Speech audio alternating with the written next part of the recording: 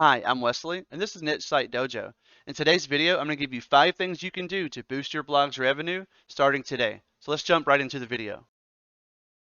Okay, so the first thing I want to bring up is using product tables and why everybody should be using them in any review article, any affiliate-based article. You should be using a product table. The main reason is it's one of the highest click-through ratio items on the page. And it's also a great user experience, believe it or not. A product summary is a win-win for both you and the reader. So here's a few examples. This one here is from Runner Click on their Best Running Shoes of 2022 article. We start off with a quick introduction, and then right after we have a product table. Now theirs is a little bit different format than what I use, but it's all one of the same. We have an image, title, description, and quickly we get into our buttons here. I like to put something like this as well, in a little bit different format, which I'll show you soon, but just as high up in the article, soon after the introduction. And then I'll fill in my affiliate pages with supporting information. And once you get into individual reviews or individual descriptions of each product, again, you want more affiliate links, but more targeted to each product, kind of like you see here. So, include an image, a product name, a description, and a button. Something like that. Keep it simple. Don't make your tables too wild, too crazy. So here's another example. This one here, you're probably very familiar with the wirecutter.com. So very similar format, introduction. They highlight some things to consider, and then we get into individual. They don't do a table, but they get into the individual product boxes very soon. It's very high up in the article. Another thing they do that may become more important this year, depending on some things Google has already said, and we'll see what they do. But linking to more than one store, you'll see that they link to Amazon and Walmart in this box. And this one down here, they link to Amazon and Lowe's. That's becoming something more people are talking about. Google brought it up earlier that they want to see us linking to not just one vendor but multiple. So here's a third review. This one's created by Niche Pursuits. It's ontheyard.com. And again, we have a very similar format. Introduction, little image here, and then very quickly we get into a table. So the tables, just remember to keep them simple. You really want to make your button stand out among your brand colors, whatever your brand colors might be. Personally, I like this format here. It's very easy. It looks really good on mobile. It's hard. Different tables like this can get kind of clunky on mobile depending on your design. I think RunnerClick uses a custom design, custom plugin or iteration of another plugin to do something like this. But a more plug and play approach would be something like AAWP. I'll leave a link in the description below for that. But I like that, and also like Get Lasso. I use both of those. Both I like. I'll leave a link to that one as well. They are affiliate links. If you use it, I appreciate it. Thank you very much. I will earn a commission for that. But I like this one personally. So it has a quick image, a title. I leave a rating off of mine. I don't like doing the ratings because it can kind of be misleading if it's different on Amazon. If this rating is not pulled in by the API, if it is, it's fine. But personally, it can look a little clunky, like how this bottom star comes out down to the bottom. I'd rather just leave it off, and then I'll leave a button here.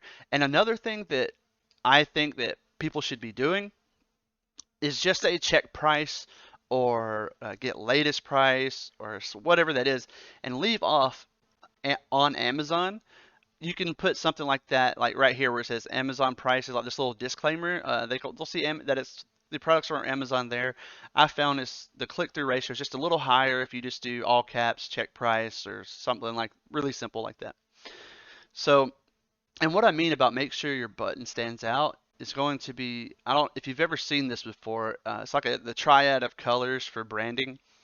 And to really make the button pop off the page, you want to use something opposite to your theme, your core color scheme. So in this example, if you have a violet website, that's part of your core scheme, you want your buttons to maybe be a yellow. Or if you're using orange, you want it to be a blue. You get the idea. You want to use something opposite. If your website has a lot of greens, use a red. And there's other color wheels you can look at. I picked this one off of Google to pull up, but this is a good idea of what you should be doing to increase your click-through ratio. And with these affiliate articles and these tables, you're going to come across usually 3 different types of readers. You're going to have the first one who will want to read every little detail of the article. So what they'll do, they'll say that's me and I'm landing on this page. Usually I'll skip straight over the table if I'm that kind of reader, and I'll quickly go down and pick the products I'm interested in. Read as much information as possible, and I might click one of these products down here that I think is the best one, or an alternative that I'm looking for, like a budget pick or something like that, if you've broken the article down in that way. And so for that kind of reader, you definitely want to have call to actions also further down. You don't want to leave a table only. You want to also have some call to actions down further in your article. And then the second type of reader you'll often run into will be someone looking for validations. Either they've already made a purchase or they're very, very close to making a purchase, and they just really need confirmation that, they've chosen the right product, or that they're on the right lines of thinking, something like that. So that person will usually be clicking on your table. They'll because they want to see your quick list. That's where including something like like a description, instead of a rating here, maybe put like a editor's note or something like that, and be like budget pick, best of, best quality, whatever. Usually I try to keep it just simple. If I do something like that, I'll just put, top pick, budget pick, then leave the rest as like just alternative options if there's up to 5 products or whatever it may be. And then the third reader that you'll come across is going to be your quick buyer. They're just they know what they want. They just need to know what the best of it is. So they'll land on the article, scroll down. As soon as they see your table, they're clicking buttons. So you're going to get that cookie and get the commission with that. So that's the first way to increase revenue on your site.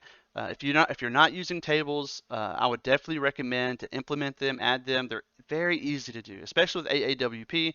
It's a simple short code, and you grab a kind of like the SKU number off Amazon. Their website will show you how to do that. It's very simple, very easy process. Their settings will go over just changing the button color. Then other than that, most of it's pretty much automatic. It'll import the image for you, imports the title. The image is a link, title's a link, button's a link. So it's all really great. So let's go on to the next thing. So the second thing I want to recommend that you turn on your site is going to be video ads. Video ads are what you see here in this demonstration from Mediavine. They're small little corner ads that will play a video and advertisements as the user scrolls. There's also versions that stick within the page, some scroll. There's different variations of this. But why do you want to use video ads, right? So let me show you some of some of the earnings I've made from running video ads on one of my sites. This site is on Mediavine, and I'll just say that it makes thousands of dollars each month, and out of that, the Universal Player, which is their video ad unit, accounts for almost 22% of that. That's just that one ad unit. So if the site makes, let's just say this one site makes $10,000, this single ad unit is about 2,000 of it. Just that. So it can have a huge impact on your revenue. And different ad networks have these. Depending on your site's traffic, you'll need certain requirements to get into these ad networks. Mediavine, I believe, was 50,000 last I checked. AdThrive's around 100,000. They also have the same video ads. And then if you have a smaller site, I'll recommend jumping on Exoic. And I have an affiliate link in the description. If you have a new site and you're not on Exoic, you can use that to join. If you do, thank you very much. And their video ads are really nice as well. They use their AI to test different things to increase your ad revenue, and video ads will definitely help do that. So if you really want to make a huge jump in earnings, I recommend turning these on. But what most people worry about when turning on these video ads is going to be the user experience. And here's the reason why I think that's not a big deal is because most people are used to seeing ads now. They're just accustomed to seeing ads on the page. Video ads are going to be no different. But even with them, people being used to these ads, we still need to do our best to keep user experience in mind. So what I recommend doing is with your video ads, stick the ad on the bottom of the site and stick them in a corner. I believe mine on media, my site on Mediavine sticks the ad on the bottom right. In this example shows bottom left, but the next thing you want to do, keep the sound muted. Personally, if I come across a site that auto plays ads and the sound, usually the volume's too loud and it's super annoying, I'll just leave the site. I don't know about you, but that's kind of my immediate reaction to when sound's automatically playing and something I didn't want it to or did not expect it to be playing. So I'll just exit the site. So definitely keep the sound muted. And then you want to make sure the ad scrolls with the user if you can. Most of these ad networks will allow you to make sure the video player is sticky, is what they call this, and it'll scroll just like you're seeing here in this example. It'll scroll with the user. That greatly increases revenue, making it scroll. And then the next thing you want to make sure is happening is the video is auto playing. And just like you see here, you can see this car moving, but don't get confused with autoplay with the sound, because usually all that autoplay is going to do is you'll see the video elements but not the sounds of the video. And you want that to happen because if it auto plays, it's going to automatically play the ad as well. You don't want the reader to have to click the play button, because they're just going to click the X instead at that point. So another huge worry that I've come across with people when they start doing video ads is they're worried about their page speed. So I ran a speed test on my site that runs video ads and all the other ads and affiliate networks, tables, everything you can think of, right? And this site passes Core Web Vitals pretty easily. And it just goes to show that these video ads don't affect page speed as much as people would think that they would. It affects the page speed very, very little. And the extra income that these bring in compared to the change in user experience and any change in speed, in my opinion, is more than worth it. Because, I mean, going back to your overall revenue, just think about whatever you're making now and making an extra 20% on it. Your mileage may vary, of course, but this is, what I'm seeing. And then or look at, either increasing your revenue 20% or whatever you're making now, if you're running video ads. Like, I couldn't imagine turning mine off and just say, you know what, I'm just going to, ditch 22% of my revenue because I think it's a better user experience when it's just a tiny small video and people are used to it. So definitely turn these on. It's a very quick win to increase your revenue. And let's go on to the next one. The third thing I'd like to go over, which I probably should have made number 2, but that's okay, is if you're not running display ads right now, definitely start running them. A lot of people, especially those that start off on this journey with an affiliate only mindset, are afraid of running ads because they think that they're going to interfere with their commissions or their affiliate sales, click-through rate, things like that. And people today are just used to ads. It almost even adds a level of trust to your site in a lot of people's eyes. But as long as you keep user experience in mind. But if you have a site that doesn't have much traffic, jump on Exoic. You can now get in with less than 10,000 visitors. The 10,000 used to be a requirement. You can start monetizing your blog at 500 visitors, 1,000 visitors. You can start right away. And as a beginner, seeing revenue come in right off the bat is very motivating.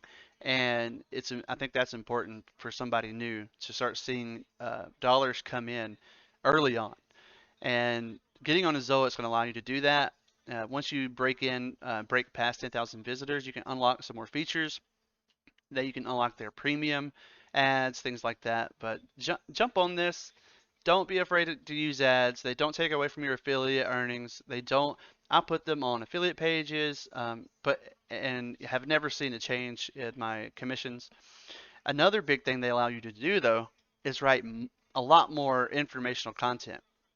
And the reason why that's important is you can monetize every piece of content, whether it has affiliate links or not.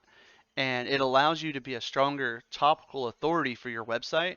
So no matter what you're doing, your ads really enable you to do more because you don't feel like you're wasting your time or energy anymore writing informational content that wouldn't earn you money with if you only focus on affiliate commissions and making money that way. And so turn them on, use them. They're really simple to set up, and in the long run, you'll get more traffic because of the extra informational supporting content you have on your site.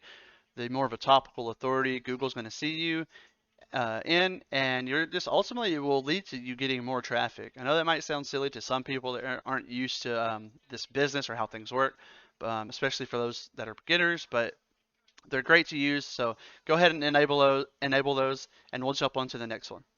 The fourth thing I want to share with you is using sticky sidebar ads. So if you don't have these on, highly recommend using them. But what are they, right? So you're probably familiar with sticky ads from what I've previously talked about in this video. They're going to be ads that scroll with the user as they go down your page.